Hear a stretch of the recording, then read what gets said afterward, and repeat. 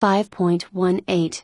What's the best way to deal with an employee who refuses to sign the performance appraisal document and refuses to provide his own comments? It's unusual for someone to refuse to sign the form and refuse to put any comments in the section earmarked for them. Start by asking why, and explain the purpose for the signature. "I'm surprised, George, that you are refusing to sign the form and also refusing to indicate any reason in the space set aside for your comments.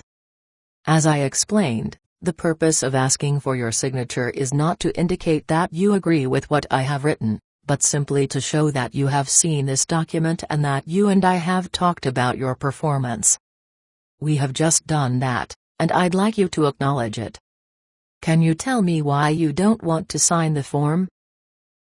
If George offers no meaningful reason and continues to refuse, it's appropriate to remind him that the decision not to sign and not to put down any comments, like all of the other decisions one makes in life, will have consequences.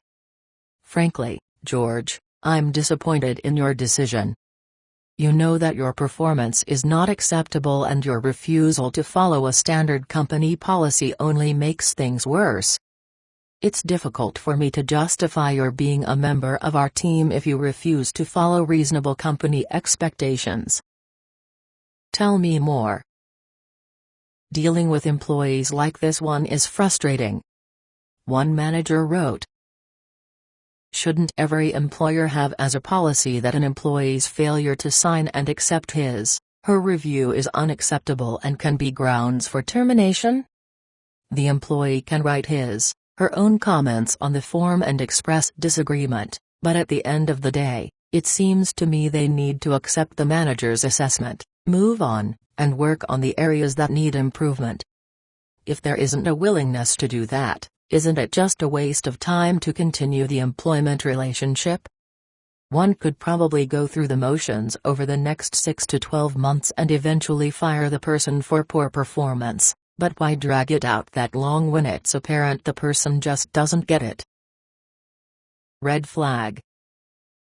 While it might be nice to consider George's refusal to sign the appraisal form as an act of insubordination and process the paperwork for his termination, it's not a wise move.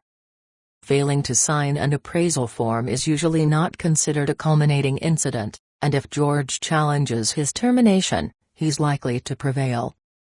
It's better to realize that you have a marginal and obstreperous employee on your hands and wait until the next incident of poor quality or quantity of work provides a genuine cause for termination.